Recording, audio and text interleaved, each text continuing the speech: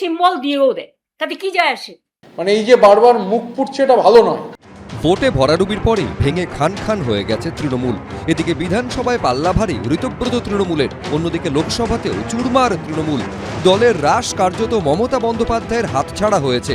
একে একে তার পাশ থেকে সরে যাচ্ছেন একদা ছায়া সঙ্গীরা, যার নবতম সংযোজন বিগত তৃণমূল সরকারের মন্ত্রিসভার গুরুত্বপূর্ণ সদস্য ও দীর্ঘদিনের সঙ্গী চন্দ্রিমা ভট্টাচার্য।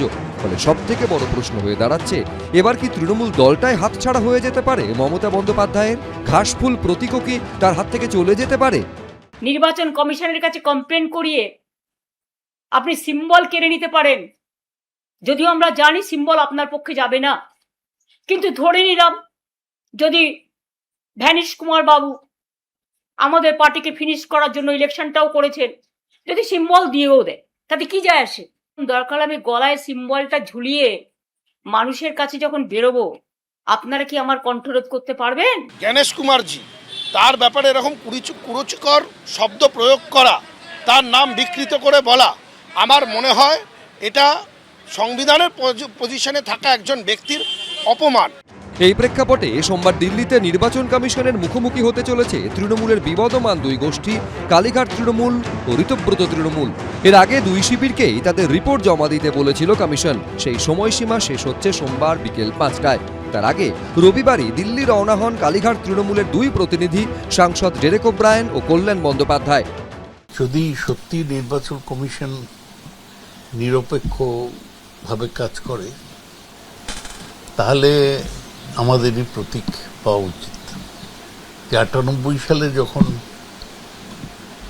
পার্টি তৈরি হয়, মমতা ব্যানার্জি এবং অজিত পাঁজা এরা দুজন সই করেছে। যারা বিক্ষুব্ধ গোষ্ঠী তারা হয়তো এতে ছিলেনই না, তৃণমূলে ছিলেন না, সুতরাং এরা কি করে দাবি করতে পারে? প্রশ্ন হচ্ছে, তৃণমূল কংগ্রেস বলতে মানুষ মমতা ব্যানার্জিকেই বোঝে। ইতিমধ্যেই 2রা জুলাই দিল্লিতে মুখ্য নির্বাচন কমিশনার জ্ঞানেশ কুমারের নেতৃত্বাধীন জাতীয় নির্বাচন কমিশনের ফুল বেঞ্চের সঙ্গে দেখা করে সংখ্যাগরিষ্ঠতার দাবি জানিয়ে এসেছেন ঋতব্রত বন্দ্যোপাধ্যায়রা। তাদের শিবিরের দাবি, সোমবার নির্দিষ্ট সময়ের মধ্যে তাদের বক্তব্য কোনো ব্যক্তি বা ইমেল করে নির্বাচন কমিশনকে জানিয়ে দেওয়া হবে। কালীঘাট কেন, ক্যালিফোর্নিয়া বলতে পারে তারা আসল তৃণমূল।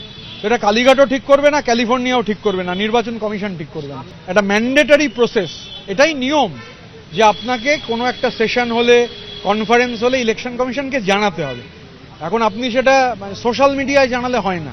এই প্রতীক নিয়ে এটা লড়াই নয়, এই লড়াইটা হচ্ছে 11টা অ্যাকাউন্টে যে 1000 কোটি টাকা আছে, যেটা মানুষের টাকা, কাটমানির টাকা, মানুষের থেকে ছিনিয়ে নেওয়া টাকা, সেই টাকাটার উপর দখলদারির লড়াই।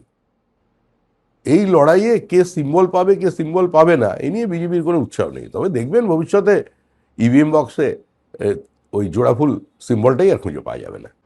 আসল তৃণমূল কারা? কালীঘাট তৃণমূল না ঋতব্রত তৃণমূল? বল এখন নির্বাচন কমিশনের কোর্টে। বিজেন্দ্র সিংহ, কৃষ্ণেন্দু অধিকারী, এবিপি আনন্দ। এবিপি আনন্দ, এগিয়ে থাকে, এগিয়ে রাখে।